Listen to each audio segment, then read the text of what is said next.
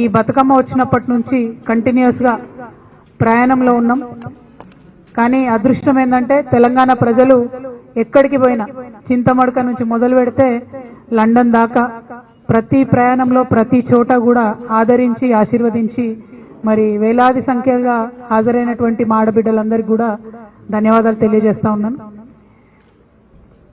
ఇవాళ తెలంగాణ రాష్ట్రంలో తెలంగాణ సోయి లేనటువంటి ప్రభుత్వం నడుస్తా ఉన్నదనడానికి ఉదాహరణ ఏంటంటే ఈ ప్రభుత్వం అధికారంలోకి రాగానే తెలంగాణ తల్లి బొమ్మను మీరు గెజెట్ ఇవ్వలేదు కాబట్టి మేము తెలంగాణ తల్లి విగ్రహాన్ని మారుస్తున్నామని చెప్పి తెలంగాణ తల్లి విగ్రహాన్ని మార్చి గెజెట్ ఇచ్చుకొని ఇవాళ ఇంటర్నెట్లో ఎవరన్నా తెలంగాణ తల్లి బొమ్మ ఎవరు పెట్టినంటే తెలంగాణ ఉద్యమ వ్యతిరేకి తెలంగాణ ద్రోహి రేవంత్ రెడ్డి గారు పెట్టినని వచ్చేటట్టుగా చేసుకున్నారు ఆయన. ఇప్పుడు ఇంకొక ప్రయత్నం ఏం చేస్తున్నారు, ఎన్నడూ ఈ సన్నిని వెనక్కి వెళ్ళిపో వాళ్ళు కనబడుతుంది వెనక్కి ఎన్నడూ జై తెలంగాణ అన్నటువంటి ముఖ్యమంత్రి గారు కొత్తగా ఈసారి బతుకమ్మ నిమజ్జనంలో పాల్గొనడం కూడా విచిత్రంగా అనిపించింది, మంచి ఆహ్వానించదగ్గ పరిణామమే అనిపించింది. At the same time comedy ఏంటంటే గిన్నిస్ రికార్డు కోసము బతుకమ్మని చేసిరు. మరి రికార్డుల కోసం కాదు కదా, కోట్లాదిగా ఎన్నో సంవత్సరాల నుంచి తెలంగాణ బిడ్డలు తెలంగాణ ఆడబిడ్డలు నిలబెట్టుకున్నారు ఈ పండుగని. మన తెలంగాణ భూమిని అనేక మంది పాలించినా కూడా ఎవరి పాలనలో అయినా తెలంగాణ బతుకమ్మ పండుగను బతికించుకొని ముందుకు పోయినటువంటి నేల ఇది.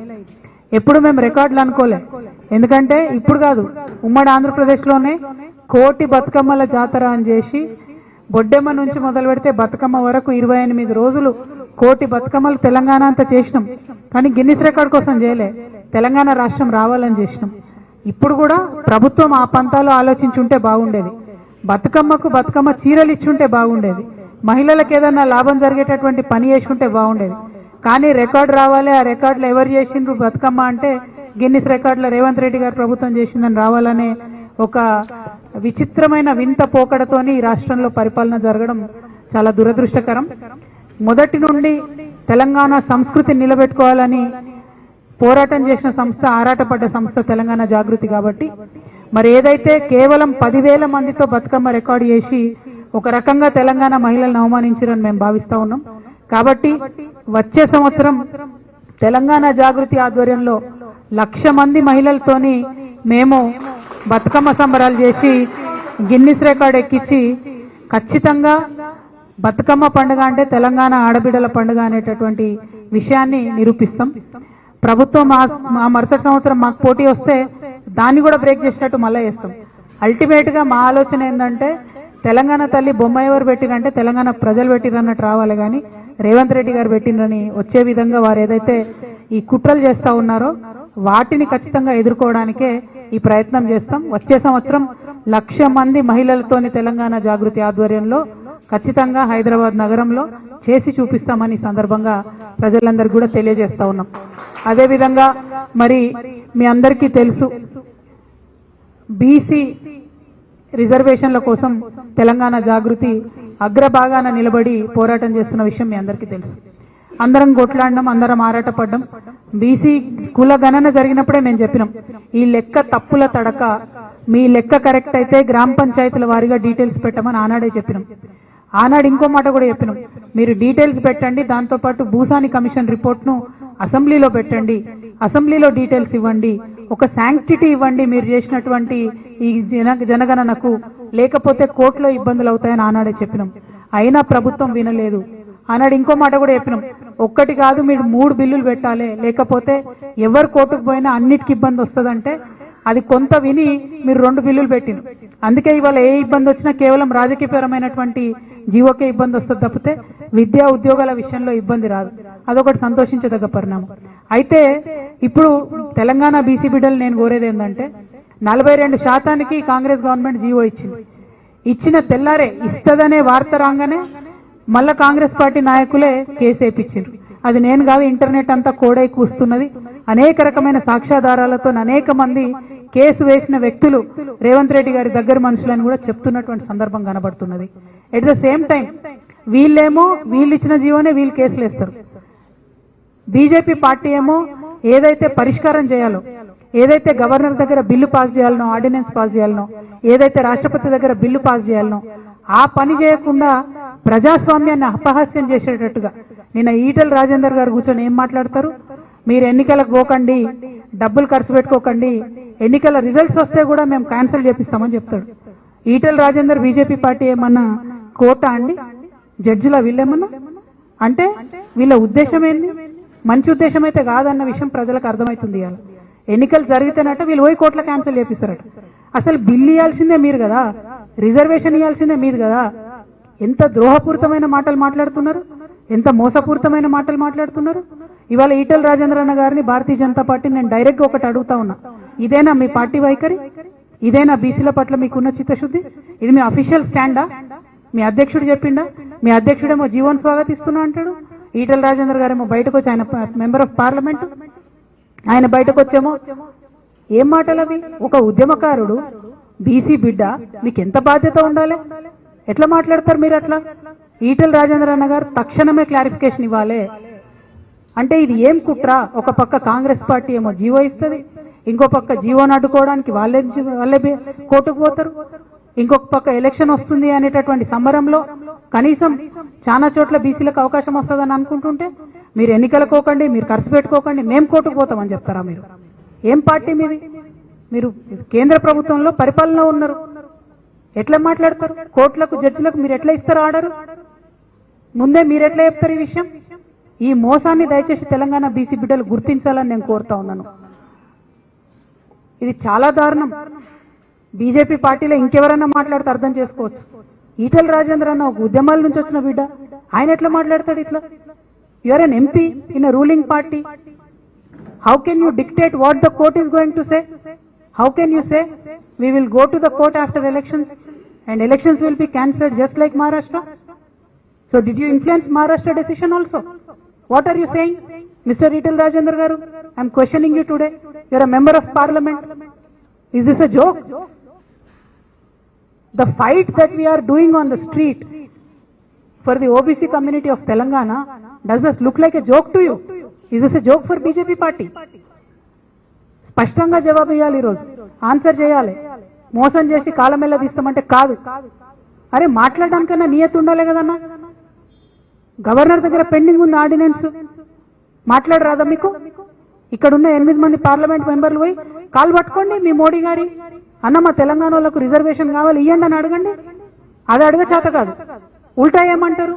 ఎలక్షన్లకు పోకండి అంటే ఇప్పుడు బీసీ బిడ్డలు ఎంత కన్ఫ్యూజన్లు ఉండాలి? పోవద్దా? పైసలు పెట్టుకోవద్దా? గెలవద్దా? బీసీలకు ఏం రావద్దా? ఇదేనా బీజేపీ వైఖరి? ఎంత అన్యాయం ఇది! జోక్ లాగా ఒక పక్క కాంగ్రెస్ పార్టీ ఏమో ఇచ్చిన రిజర్వేషన్లలో, మీకు ఇక్కడ ఎగ్జాంపుల్స్ నేను చదివి వినిపిస్తా, దయచేసి కొంచెం టైం పట్టిన ప్రెస్ మిత్రులు ఓపికగా వినాలని కోరుతున్నా. కామారెడ్డి జిల్లా నస్రులాబాద్ మండలంలో అంకోల్ గ్రామ పంచాయతీ ఎస్టీకి రిజర్వేషన్ ఎస్టీకి వచ్చింది. ఆ ఊర్లో మొత్తం ఉన్నది 784 మంది. ఒక్కడంటే ఒక్క ఎస్టీ ఓటర్ లేడు ఆ ఊర్లో. రిజర్వేషన్ ఎస్టీకి వచ్చింది. ఇది ఏంది ఇది? అంటే ఎంత సాంకేతిక పరంగా అసలు ఇదేమన్నా పనికొచ్చే రిజర్వేషనేనా? అట్లనే పెద్ద కొడపతల్ మండలం దావన్ తండ ఈ పంచాయతీని ఎస్సీలకు రిజర్వేషన్ చేశారు. అక్కడ ఒక్కరంటే ఒక్క ఎస్సీ ఓటర్ లేడు. ఎక్కడికి వెళ్ళి వచ్చి పోటీ చేయాలి ఎస్సీలు? మరి పోటీ చేస్తే ఆ గ్రామంలో ప్రజలకు ఏం న్యాయం జరుగుతుంది? మాచారెడ్డి మండలం వడ్డెరగూడెం తండ, మొత్తం ఊరంతా వడ్డెరలే ఉంటారు, అంటే బీసీలు ఉంటారు. అక్కడ సర్పంచ్ పదవి ఎస్టీకి వచ్చింది. మరి ఎక్కడి నుంచి ఎస్టీ వచ్చి అక్కడ పోటీ చేయాలి? ఎట్లా గెలవాలి? నాగర్ కర్నూలు జిల్లా, ఇదైతే మరీ దారుణం. నాగర్ కర్నూలు జిల్లా అమరాబాద్ మండలం కుమ్మరోన్పల్లిలో ఇదివరకు కూడా సర్పంచ్ సీటు ఎస్టీకి రిజర్వ్ అయింది. అయితే గ్రామంలో ఎవరు ఎస్టీలు లేకపోవడంతో అసలు ఆ గ్రామంలో ఇదివరకు కూడా సర్పంచ్ ఎన్నికలు జరగలేదు. ఇక ఎంత ఘోరం ఉన్నాయి మన ప్రభుత్వాలు అంటే, ఇదివరకే ఎన్నికలు జరగని ఆ గ్రామంలో మళ్ళా ఇప్పుడు మళ్ళీ ఎస్టీకే రిజర్వేషన్ వచ్చింది. మళ్ళీ ఎట్లా జరుగుతుంది ఎన్నిక? అంటే ఆ ఊరు పోయినసారి ఎన్నికలు జరగలేదు, ఇప్పుడన్నా రిజర్వేషన్ మార్చాలి కదా, సరి చేసుకోవాలి కదా, అక్కడ కూడా జరగలేదు. ఇక నల్లగొండ జిల్లా చింతపల్లి మండలం తక్కలపల్లిలో ఎస్టీ ఓట్లు 2 ఉన్నాయి. అక్కడ ఎంపీటీసీ స్థానాన్ని ఎస్టీకి ఇచ్చారు, ఇంకో 2 వార్డులను కూడా ఎస్టీకి ఇచ్చారు. ఇద్దరే ఉన్నారు, 3 ఎస్టీ రిజర్వేషన్లు ఇచ్చారు. అంటే ఇది ఏం కుట్ర? ఇదేం పద్ధతి? ఇందుకోసమే మేమేం అడిగినామంటే, మీరు గ్రామ పంచాయతీల వారీగా డీటెయిల్స్ పెట్టండి. జనాభా వివరాలు ఇవ్వండి. ఇస్తే అక్కడ జనాభా ఎవరు ఎక్కువ ఉంటే అక్కడ వాళ్ళకు ఓసీ లెక్కుంటే ఓసీలోకి వస్తుంది, ఎస్సీ లెక్కుంటే ఎస్సీలోకి వస్తుంది, బీసీ లెక్కుంటే బీసీలోకి వస్తుంది. అలా పెద్ద విషయం ఏముంది? ఇంత సింపుల్ ఇష్యూని కాంప్లికేట్ చేసి ప్రజలను మోసం చేసి ద్రోహం చేసి ఏం బాగుకుంటే ఈ రెండు పార్టీలు, ఈ రెండు జాతీయ పార్టీలకు చేస్తున్నటువంటి విధానాలు ఏంది? దయచేసి ఒకసారి తెలంగాణ ప్రజలు ఆలోచించాలని నేను కోరుతా ఉన్నా. ఇంత పెద్ద లిస్ట్ ఉంది, 3 పేజీల లిస్ట్ ఉంది, ఎగ్జాంపుల్స్ తో సహా ఒక్కొక్క గ్రామ పంచాయతీలో ఎంత దారుణంగా ఉంది. అసలు బీసీలు లేని దగ్గర బీసీ రిజర్వేషన్ ఇచ్చారు, అసలు ఓసీలు లేని దగ్గర ఓసీ రిజర్వేషన్ ఇచ్చిండ్రు. ఇందుకోసమే మేము అడిగేది పారదర్శకంగా ఉండాలి, డేటా బయట పెట్టాలి. మీరు డేటా బయట పెడితే రిజర్వేషన్లలో ఎంత శాంక్టిటీ ఉంది, ఎంత క్లారిటీ ఉంది అన్న విషయం కూడా వస్తుందనే విషయాన్ని నేను ఈ సందర్భంగా తెలియజేస్తా ఉన్నాను. At the same time Revanth Reddy గారు నేను సూటిగా ప్రశ్నిస్తున్నా. చాలా గొప్పగా 30 ఏండ్ల ఉద్యమాన్ని నేను ఒక కంక్లూజన్ కి తీసుకొచ్చిన, ఎస్సీ వర్గీకరణ చేసిన అని చాలా పెద్ద ఎత్తున అసెంబ్లీలో స్పీచ్ ఇచ్చిండ్రు. ఇచ్చి మందకృష్ణ మాదిగ గారిని పిలుచుకున్నారు, శాల్వాలు కప్పిండ్రు, సన్మానం చేసిండ్రు. అందరం కూడా అనుకున్నాం మరి వర్గీకరణ సమస్య ఎండ్ అయిపోయింది, మంచి జరిగిందని. వర్గీకరణ సమస్య ఎండ్ చేసినామన్నారు, షమీమ్ అఖ్తర్ కమిషన్ వేసిండ్రు, అసెంబ్లీలో బిల్లు పెట్టిండ్రు, వర్గీకరణ చేసినామని చెప్పారు. మరి చేసినటువంటి వర్గీకరణ ఈ రిజర్వేషన్లలో రిఫ్లెక్ట్ కావాలన్నా వద్దా? ఎస్సీ ఎస్సీ ఎస్సీ అని ఇచ్చేసిండ్రు. అంటే ఎస్సీలో మాదిగలకు ఎన్నిస్తారు, మాలలకు ఎన్నిస్తారు, ఉపకులాలకు ఎన్నిస్తారు? అసలు వర్గీకరణ ఉద్యమం 30 ఏళ్ళు కొట్లాడింది ఎందుకు?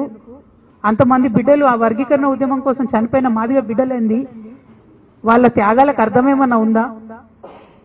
మీరు పెట్టినరు బిల్లు, పాస్ చేసిన అసెంబ్లీలో, మరి అది రిఫ్లెక్ట్ కావాలి కదా ఇప్పుడు గ్రామ పంచాయతీ ఎన్నికలల్లా. ఎందుకైతే లేదు?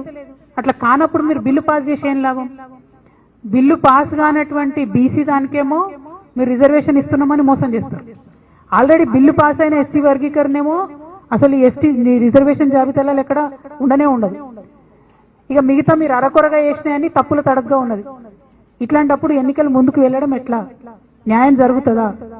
ఈ విషయాన్ని దయచేసి ప్రజలు గమనించాలి. మేము తెలంగాణ జాగృతి నుండి ఒకటే డిమాండ్ చేస్తున్నాం, ఇప్పటికి కూడా ఒకటే డిమాండ్ చేస్తున్నాం. మీరు గ్రామ పంచాయతీల వారీగా మీరు చేసిన కులగణను బయట పెట్టండి. పెడితే ఆ రిజర్వేషన్లు ఇవి కంపేర్ చేద్దాం, తెలిసిపోతుంది ఏం జరుగుతుంది అన్నది. దాన్ని బట్టి నెక్స్ట్ అంశం కూడా ముందుకు తీసుకెళ్లొచ్చు. ఇవాళ భారతీయ జనతా పార్టీ మీద అత్యధికంగా బాధ్యత ఉన్నది. మీరు బీసీ బిల్లు పాస్ చేస్తారా చెయ్యరా? ఎస్ నో చెప్పండి అంతే. ఈటెల రాజేంద్ర గారు బీసీలకు తక్షణమే క్షమాపణ చెప్పాలి.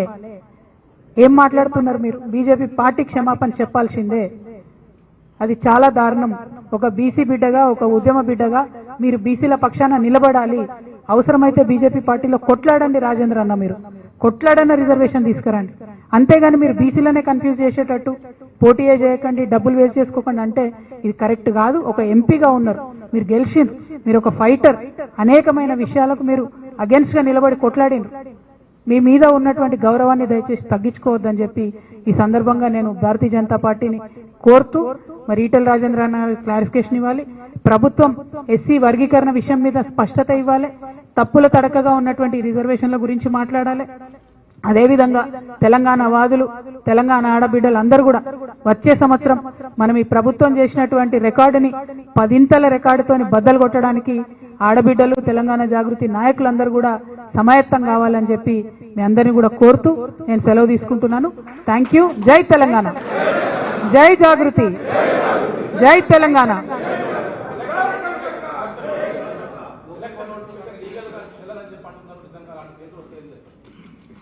నేనేమంటున్నా అంటే ఎలక్షన్ నోటిఫికేషన్ ఇచ్చే ముందే ప్రభుత్వం దగ్గర మొత్తం వ్యవస్థ ఉన్నది. వాళ్ళు ఆలోచన చేసుకోవాలి, ఇది నిలబడుతుందా నిలబడదా. ఎలక్షన్ కమిషన్ ఇచ్చింది నోటిఫికేషన్, ఇచ్చినాక కోర్టుకు వెళ్తున్నటువంటి వాళ్ళు ఉన్నారు. సో ఈ కన్ఫ్యూజన్ అంతా కూడా ఎందుకు? ప్రభుత్వానికి చిత్తశుద్ధి లేదు కాబట్టి, బీసీలకు రిజర్వేషన్ ఇచ్చే ఆలోచన కాంగ్రెస్ పార్టీకి లేదు కాబట్టి ఈ కన్ఫ్యూజన్ క్రియేట్ చేస్తున్నారు. మీకు నిజంగా క్లారిటీ ఉంటే ఇన్ని రోజులు ఆగిండ్రు, ఇంకో 2 నెలలు ఆగండి, ఇంకో 3 నెలలు ఆగండి, బీజేపీ ప్రభుత్వం మీద ఒత్తిడి తీసుకురండి.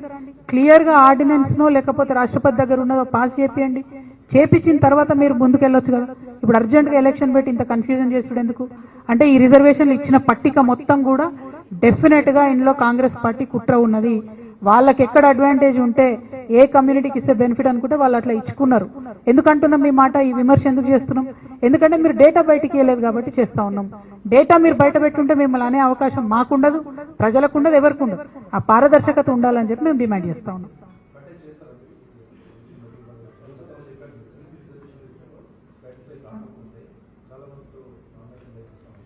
డెఫినెట్ గా మేము ఆలోచన చేస్తా ఉన్నాం. కోర్టు తీర్పు అక్టోబర్ 8వ తారీఖున ఉన్నది కాబట్టి ఆ అక్టోబర్ 8వ తారీఖు కోర్టు ఏం చెప్తుందో చూసిన తర్వాత మా ప్రొటెస్ట్ ను ఏ విధంగా తెలియజేయాలనే విషయం మీద మాత్రం ఆలోచిస్తాం, నిర్ణయం తీసుకుంటాం.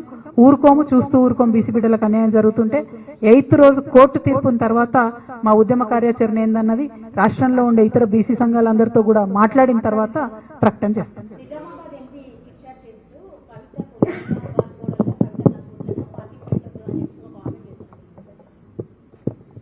Thank you for the thought. బాగా నా గురించి ఆలోచన చేసినందుకు మా నిజామాబాద్ ఎంపీ గారికి, నిజామాబాద్ ఓటర్గా ధన్యవాదాలు తెలియజేస్తాం. అంతేనా? లేదండి, ఇంకా నిర్ణయం తీసుకోవాలి. అసలు ఎన్నికలు వస్తాయో రావో తెలియదు కదా. ఫస్ట్ ఆఫ్ ఆల్ అసలు ఎన్నికలు అంటూ వస్తే ఏం చేయాలన్నది ఆలోచించవచ్చు. ఎన్నికలు అంటూ వస్తే, బీసీ రిజర్వేషన్ అంటూ క్లారిటీగా వస్తే ఎవరైనా ఏం చేయాలని ఆలోచన చేయొచ్చు. అదే కన్ఫ్యూజ్ చేస్తున్నారు ప్రజలు కాబట్టి, ప్రభుత్వం కాబట్టి. ఇంకో పక్క భారతీయ జనతా పార్టీ కేంద్రంలో అధికారంలో ఉండి నిజంగా రిజర్వేషన్ ఇవ్వాల్సిన వాళ్ళు మోసం చేస్తున్నారు కాబట్టి డెఫినెట్ గా ఇది ఉద్యమించాల్సినటువంటి సమయం అని తెలంగాణ జాగృతి భావిస్తుంది. 8వ తారీఖు కోర్టు డెసిషన్ ఏమొస్తుంది అన్న దాన్ని బట్టి మేము కార్యాచరణ ఏందన్నది ప్రకటించడం జరుగుతుంది.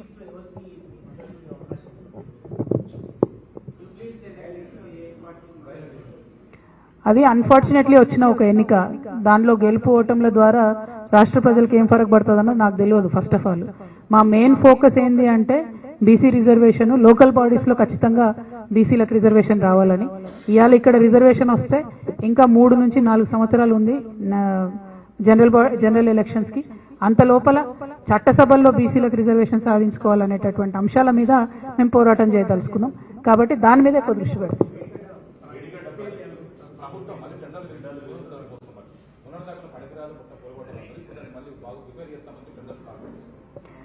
ఎన్డీఎస్ఏ రిపోర్ట్ ఇచ్చింది, దాని ఆధారంగా కాల్ఫర్ చేసినామని చెప్పి ప్రభుత్వం చెప్తూ రిపేర్ చేస్తుంది. ఇదే మాట తెలంగాణ వాదులందరం కూడా 2 ఏళ్ల నుంచి చెప్తున్నాం. ఈ 2 సంవత్సరాలలో మినిమం ప్రతి సీజన్ లో 8 లక్షల ఎకరాలని ప్రభుత్వం ఎండబెట్టింది. ఆ ఉసురు ఉట్టిగా పోదు.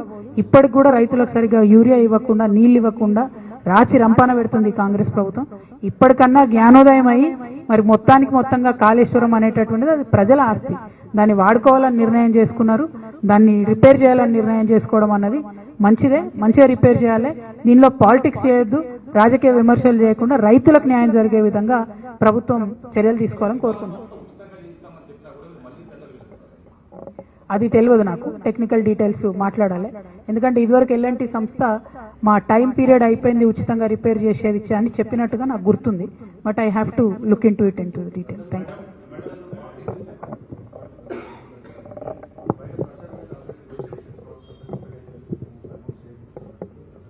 ओके, क्या है और क्या? एक सवाल है, आप ये लोकल बॉडी अनाउंस हो चुका है, आप लोकल बॉडी चुनाव में आपका क्या रोल होगा? क्योंकि आप एक अभी राजनीतिक पार्टी को नहीं कर रहे हैं, राजनीतिक मूवमेंट में जरूर हिस्सा ले रहे हैं, राजनीतिक रूप से एक्टिव है, लेकिन लोकल बॉडी चुनाव जो अनाउंस हो चुके हैं उसमें आपका क्या रोल है?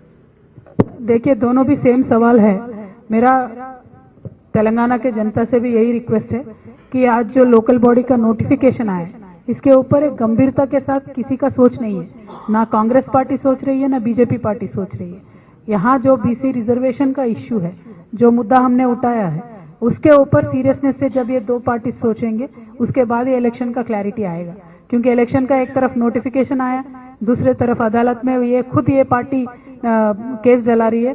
और भारतीय जनता पार्टी आज ये बोल रही है कि अगर चुनाव खत्म होकर रिजल्ट भी आया तो भी चुनाव कैंसिल हो सकता है.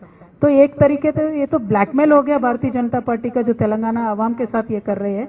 तो हम इन सारे चीजों को नजर में रखेंगे, उसके बाद डिसीजन लेंगे. क्योंकि अक्टूबर 8 के बाद जो डिसीजन पेंडिंग है, इंपॉर्टेंट डिसीजन, उसके बाद सोचेंगे क्या होगा.